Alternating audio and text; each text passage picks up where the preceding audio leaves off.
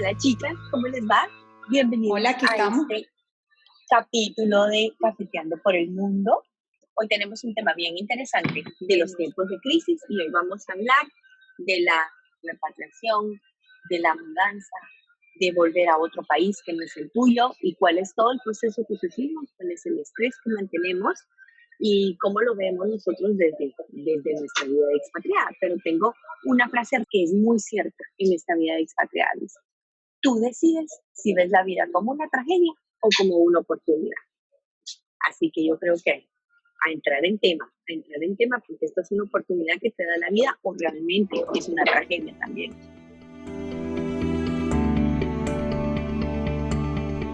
Otro día estaba leyendo un podcast sobre el estrés y decía, y una realidad, que las mudanzas te dan un estrés particular del cual tú no te puedes separar. Por lo general, cuando tú tienes un estrés o tú sientes estrés, tú escuchas música, tú te vas a bailar o te pones a leer un libro para disipar que sea la preocupación que tengas. Pero en el caso de la mudanza, tú no te puedes separar de ella. Tú tienes el conflicto de la mudanza que enfrentarlo ahí hasta que llegue a su punto final. Y eso es un estrés que te da no solo interno, sino también externo. La parte externa es la parte que mudas de tu casa y la parte interna es esa ancla que tú tienes, donde tú tienes una pérdida, un luto de lo que dejas, de tu rutina diaria, de las amistades y de toda una historia que tú hayas tenido que cambia totalmente y no volverá. Yo pienso que es bueno en esos momentos cuando uno va a cambiar, que estás en esa situación, ¿no? Como dices, de estrés interno, externo. Siempre un tip que yo personalmente puedo dar siempre, tú sabes, llévate tus buenos recuerdos. Como me decía Mari, toma foto, vamos a hacer esto, vamos a tomar foto, porque el día de mañana esas son las cosas que te quedan, esas son las cosas que tú disfrutaste y ya, y hoy yo las veo y me río y esto. Digo, también veo mi garaje y veo las cajas y adiós. Una vez que uno llega, o sea, ya el proceso en sí es traumático. La llegada es traumática, o sea, tantas cosas, pero para mejor experiencia, la última. Luisa. ¿Qué les digo? Bueno, ahora estamos, para contarle a todo el mundo, estamos Lore y yo en este proceso. Yo ya llegué, Lore todavía no ha salido, pero bueno, es que yo creo que desde mi punto de vista tú pasas como dice Mari, es un duelo. En un principio tú dices, yo de acá no me quiero ir y no me quiero ir y tú te enojas, haces berrinche con niña chiquita, yo no me quiero ir, yo me quiero quedar aquí, yo aquí tengo mi vida, yo aquí tengo mis amigas. Luego como que te cae el 20 y dices, bueno, sí, me tengo que ir, o sea, no es opcional, yo me tengo que ir. Y luego llegas a este otro país, pero es un duelo, porque tienes realmente una pérdida ya de vida, una pérdida de identidad, no de identidad tuya, sino de la identidad que tú tenías en ese país. Y tienes que construir. Pero bueno, como decía la frase, o es una oportunidad o es una tragedia. Y sí, una tragedia de cada quien, ¿no? Cuando empezamos la mudanza, ¿qué es la primera parte, esa primera etapa, cuando te anuncian que tienes que ir, ¿no? O se van a repatriar, terminó hasta acá el proyecto. ¿Qué pasa cuando te acaban de anunciar ahora, les sale mudanza? ¿Qué es lo primero que viene a tu mente? Con lo que decía Luisa, que el primer sentimiento es como de negación, es como que no está pasando, no puede ser. Y a veces, muchas veces, o sea, en el caso nuestro, a veces depende del tiempo que has estado en el lugar, pero cuando son asignaciones cortas, como de 2 años, es como que cuando recién te estás acostumbrando al lugar y estás tomando confianza con ese lugar, o sea, tenés toda tu casa organizada, de golpe te dicen, tenés que volverte o tenés que mudarte, lo primero es como la negación, como que no puede ser. Y empiezan los trámites legales, ¿verdad? Claro. Y también empezás con todos los trámites. Bueno, mucho depende también cómo se hace, pero en el caso de nosotras expatriadas, generalmente venimos con alguna compañía que tiene un departamento especial con el que te contactan y es donde ellos empiezan a gestionar todo el tema de los trámites, de contactarse con la persona a la que le rentabas la propiedad, contactarte con la compañía de mudanzas, hacer toda la planificación, empezar a hacer tu inventario, donde tenés que poner los valores de las cosas que estás llevando de vuelta. Y en tu caso, Luisa, que son otro tipo de trámites legales, son los trámites legales de al sitio donde vas, ¿no? En tu caso que tenías que llegar. Bueno, mira, nosotros nos tocó, ahí sí que esta vez sí voy a hablar muy personal, nosotros nos tocó una repatriación que no es a nuestra patria. Esta vez para nosotros fue diferente, porque como dice Lore, cuando tú vienes con una empresa, pues la empresa se encarga de todo. Tú llegas al país y te dicen, usted puede escoger entre esta casa. Y tú dices, ay, a mí me gusta esta. Y ya. Nosotros ahorita nos repatriamos, pero no a nuestra patria, nos repatriamos a España, un lugar nuevo también, y por nuestra cuenta esta vez. Entonces, ¿cuáles son los trámites legales que tienes que tener? Primero la visa.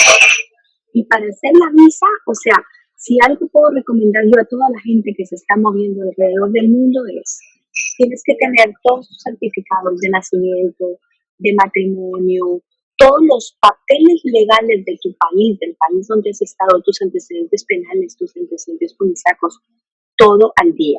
Porque cuando tú sacas una visa, te van a pedir todo eso. Es mucho trámite, o sea, para una mudanza tienes que abrir una cuenta bancaria en un nuevo país para poder empezar a trasladar los fondos a ese país. Ya cuando estás ahí, entonces ya que tienes tu tarjeta de residencia, entonces ya se vienen los trámites de cambiar de licencia de conducir, contrato en internet. O sea, ¿qué les digo? Es la historia sin fin. Pero si algo yo puedo recomendar es mantén todos tus papeles de identificación. Cuéntame algo, Luisa. Por lo menos la búsqueda de casa allá, que tú por lo general no sabes y tienes que buscarla por tu propia cuenta. Y de la escuela, de los niños, cuéntame cómo fue ese proceso, porque está bien cuando uno regresa a un lugar donde uno conoce, uno más o menos sabe dónde y a tener claro. nueva. ¿Qué recomiendas? ¿Cómo hiciste? Yo les recomiendo, busquen el tipo de colegio que tienen sus hijos en este momento. Si tu hijo está en un colegio americano, tú tienes que seguir, porque si los cambian de sistema, entonces no solo los sacaste de donde están, les cambiaste todo y todavía les cambiaste el colegio. Entonces, si estás en colegio americano, que pasen para americanos. Si estás en internacional, que pasen para internacional. Que sí, muchas veces estos colegios son un poco más caros que los locales. Pero por decirte, en mi caso, mis hijos hablan español, pero no lo leen bien y no lo escriben bien. Entonces, en mi caso, no era opción pasarlos a un colegio español, porque lógicamente no iban a poder. Y luego, con la búsqueda de la casa, pues bueno, mira, ahí sí que Google Maps tiene mucho que ver. Tú te pones y lo mejor que puedes hacer es vivir cerca del colegio de tus hijos, en el caso de que tengas hijos, o en el caso que no tengas hijos, vivir cerca del trabajo de tu esposo de repente, o vivir cerca de donde está el centro, donde puedes tener que el supermercado, que el cine, todas las cosas.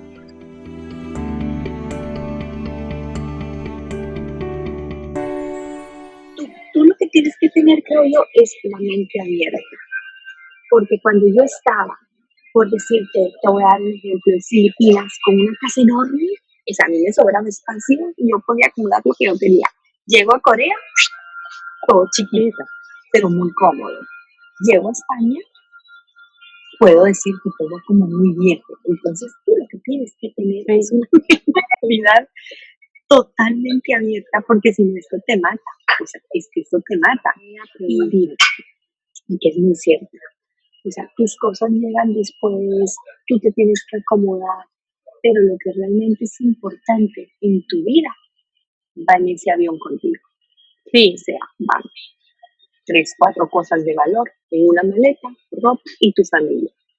Eso es como una enseñanza impresionante que uno vive cuando hace esa vida tipo de gitano, podríamos decirle, porque es lo que te entra en esas 2 maletas, que es lo que si te pones a pensar más valorás, porque decís, si pasa algo en el shipment, se hunde el barco que está llevando tus cosas, sabes que no las vas a recuperar más, entonces lo que va en esas 2 maletas es lo más importante, podríamos decir, para tu vida. ¿No? Aprendemos a desprendernos. Lo material, una de las cosas hermosas, porque la vida del expatriado siempre se ha visto como plástica, ¿no? Y que vivimos en un mundo totalmente imaginario de alguna manera y falso y como en una burbuja. Pero el desprendimiento que uno tiene de todas las cosas materiales es increíble. Una señora, amiga mía, también que tenía mucha más experiencia de vida expatriada, me dio un tip y que yo siempre lo sigo y me dice ella, llévate siempre tu taza favorita de café Es lo primero que cargues en tu maleta. Es una pavadita, es algo pequeño, pero es como tu taza de café de todas las mañanas. Eso va siempre en tu maleta, porque entonces llegas y aunque tengas que vivir en un hotel, tengas que vivir en un departamento temporal, pero es algo como que tuyo, que algo de que tu cotidianidad. Rutina, Claro, y claro, contigo donde claro. estés. Este es un buen consejo para cualquiera, porque lo llevas donde estés siempre. Pero hablemos Claro. cuando te mudas con hijos, ¿no? Porque ya todas aquí tenemos hijos un poco grandes, pero cuando te mudas con hijos pequeños, la taza de café pasa a ser el peluche, la blanque, la almohada, ¿no? Y tu prioridad es transportarlo de tu hijo, ¿no? Entonces, ¿cómo haces? Esa es tu prioridad, que ellos se sientan cómodos, y mientras más chiquito, parece mentira, el bebé más chiquito, pero más volumen ocupan esas prioridades, ¿no? Si en la noche le falta el peluchito, la mamila, oh Dios, adiós. Claro, es terrible. Y además eso es le da lo primero. seguridad. Sí. Eso le da seguridad a ese niño, porque ese niño va a un mundo totalmente desconocido, de repente a un idioma que no habla. Eso es lo que a ese niño le da seguridad. Eso, y que tú, que era lo que hablábamos hace 2 programas, que tú tienes que ser una mujer fuerte, una mujer de temple que le dice, no se preocupe, mi amor, aquí todo va a estar bien, aunque tú te estés muriendo por dentro, aquí todo va a estar bien y para adelante. Bueno, yo recuerdo cuando estábamos en Corea con las pruebas de las bombas atómicas, con el grupo de militares que estaba ahí, yo hice alguna vez una pregunta, ¿no? Y bueno, Lili me podrá corregir mejor, pero los militares están sumamente organizados, sumamente preparados y ellos tienen su equipaje listo para cualquier emergencia y salen. Entonces yo pregunté, ¿qué debo tener? Y me aconsejaban, tienes que tener efectivo, tanto, y cuando me dijeron el monto casi me daba algo, digo, ay, que nunca he tenido ese monto en efectivo en la mano, tienes que tener efectivo, un bolso, por supuesto, con los documentos, lo que decía Luis, y los documentos al día, las medicinas, por ejemplo, si tienes un hijo asmático, tú eres asmática o diabético, esas medicinas muy puntuales que realmente necesitas, porque en una emergencia, pues para llevártelas. Y me recuerdo lo primero que me dijo la señora con la que yo hablé fue, y si tienes niños, la blanket, el peluche y el biberón. Sácale copia, cómprate un segundo, pero que eso esté metido en ese bolso que está listo en la puerta, porque si hay que salir corriendo. Me dijo, lo peor que te puede pasar es que dejes eso atrás. A nosotros nos pasó, por ejemplo, en Japón también, que tuvimos que, cuando fue el terremoto, teníamos que tener una mochila preparada porque había que evacuar en cualquier momento. Y también lo que nos dijeron que siempre es importante tener toda tu documentación tiene que estar escaneada, tiene que estar guardada, o sea, no tenerla físicamente, pero también tenerla guardada en algún lugar que esté online, que esté en la nube, que sea importante que se pueda... Cosa de que la pueda rescatar, rescatar. Imagínate si hay un incendio y todo, no puedes ni agarrar nada o de Claro, nada. Sí, ahí estamos todas preparadas, ¿no? La ropa, la blanque. Ahora, la parte emocional, por ejemplo, ¿en dónde están ustedes de verdad ahorita, no? En un borde de un ataque de nervios. En una nube negra. Mudanza y pandemia, no es bueno estar cerca mío, les ayudo. Cuéntame un poquito de esos inconvenientes de la mudanza y la pandemia, para entender esta parte de la ansiedad y el estrés que se vive. El problema es que en Argentina estamos en una cuarentena eterna. Estamos en marzo y hasta ahora todavía estamos bajo cuarentena. Y cada vez va peor. Ayer tocamos el 1.000.000 de contagios. Las rutas, por ejemplo, interprovinciales están cortadas. Uno para pasar de provincia a provincia necesita permisos especiales, por ejemplo. Entonces, nosotros estamos en la Patagonia. Para poder llegar a Buenos Aires, que es donde salen los vuelos comerciales para el exterior, necesitamos una especie de salvoconducto que nos lleven para poder llegar, porque los vuelos dentro del país recién están saliendo y es para personal esencial, o sea que tomarse un vuelo es prácticamente imposible. Claro. ¿Y tú, Luisa? Así es. Bueno, mira, bendito Dios, la semana pasada recibimos ya una tarjeta de residencia. Que fue ¡Qué bueno! ¡Qué bueno! Bendito Dios. ¡Qué bueno! No tengo vino para brindar, pero brindo con mi café. Con la espumita que quedó. Lo máximo. O sea, para contarle a todo el mundo, esa tarjeta de residencia duró 9 meses después. 9 meses. Porque entonces tú querías el certificado de los expedientes penales de Filipinas, porque habíamos vivido en Filipinas y que cerraron. Y que entonces entonces Corea sí los tenía, porque Corea todo es rápido, pero entonces estaban en inglés, había que escanearlos al español, había que traducirlos, había que hacerle la postilla, pero entonces la postilla no estaba trabajando. Y como dice Lore, o sea, es un día a día, vive un día a día. ¿No? Porque la pandemia nos ha aislado. Si cuando, por ejemplo, nos mudamos Lili y yo, que fue prepandemia, ese periodo de adaptación y encontrar amistades y, tú sabes, hacer raíz, que es tan importante, ¿verdad? ¿Cómo es en plena pandemia, ¿no? En medio de la soledad que llegas al país que no conoces a nadie? Pues en soledad, Mari. Soledad, porque si te doy un ejemplo, o sea, al colegio tú no puedes entrar, solo entran los niños. O sea, este es el momento en donde mis hijos ya tienen más de un mes en el colegio, en el que yo no conozco el colegio por dentro, porque no puedes entrar. Entonces, no hay, por decirte, la típica reunión de primer día de colegio, que los padres, no hay nada. No hay absolutamente nada, por ende tú no conoces a nadie, nadie se atreve a reunirse, hicieron una cena en donde solo cabían las 6 personas permitidas. Entonces, de las 6 solo llegamos 5. Entonces, tú conoces a estas personas, pero tampoco pueden estar en el día a día como estábamos nosotros en Corea. Hay un café, hay esto, hay lo otro. No hay mal que por bien no venga, acuérdense de eso. Así es. Aquí de esta esquina no sabemos las historias, ¿no? Detrás de las cámaras, nosotros sabemos la historia que están viviendo Lore y Luisa, y creo que era oportuno compartirlo, pero Lore está realmente en la Patagonia, en la esquina de Argentina. Entonces ahora viene el proceso de ¿qué hago con mis cosas? No todas me las puedo llevar. Bueno, es terrible porque primero nosotros, o sea, uno llegó acá comprando cosas pensando en una asignación larga y de golpe se corta. Entonces tenemos los automóviles, tenemos todos los electrónicos, el refrigerador, lavarropa, secarropa. ¿Y qué pasa? No se pueden llevar a Estados Unidos porque la electricidad es diferente. Tampoco se pueden vender aquí porque ahora aquí han puesto una restricción cambiaria, entonces si aquí tenemos el peso argentino, si queremos llevar dólares no se pueden comprar dólares, no se pueden vender los autos porque si se venden ese dinero no se puede sacar del país. O sea, es realmente estresante la situación. Y estamos viendo las posibilidades, y una posibilidad es contratar un storage, sería como un especial de un lugar de guardamuebles donde se pueda poner eso. Pero también con todo el tema de la pandemia, las mudanzas están limitadas, entonces la gente, muchas compañías de mudanza no quieren transferir las cosas por decir, de aquí, de esta provincia, a Buenos Aires, que es la capital donde están ese tipo de servicios. Al final es un proceso que pasa y que tiene principio y final. Si bien no te puedes separar del estrés que te carga y te ocupa mientras te estás mudando, tienes que saber que tiene un término. Y el término es cuando ya tú te estableces en la mudanza. De que es difícil, es muy difícil. De que hay pérdidas, hay muchas pérdidas.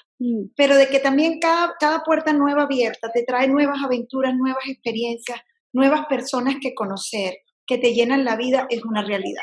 Así que hay que aguantar un poco esa ansiedad y todas esas emociones que vienen con la mudanza, y son parte de, ¿no? Y son parte de las que nos permiten mudarnos después bien. Pero bueno, es un proceso que hay que vivirlo y que tiene punto final. Punto final, y es como que ya es como hablábamos de los pasos, ¿no? Negación, ansiedad, aceptación, resignación, y después de ahora llega un punto que uno quiere ya estar en el otro lugar, ya como que quiere abrir y cerrar los ojos y que ya pasó. Eso, como que pudieras dormirte y abrir los ojos en el otro lugar y tu casa está exacta, nítida, perfecta, tus hijos felices, todos contentos, el perro, todo. Hora de cambiar un poco. ¿Qué vamos a hacer la próxima vez? En el próximo programa le vamos a hacer honor a nuestro nombre, ¿no? Cafeteando. Vamos a hablar todo sobre el café, ¿no? Y no se olviden compartir el video. Siempre va a haber alguien que se está mudando y alguien que necesita escuchar. Que primero que todos los problemas pasamos todos por eso, pero que necesita escuchar también qué deben hacer, cómo deben hacer y cuáles son los procesos.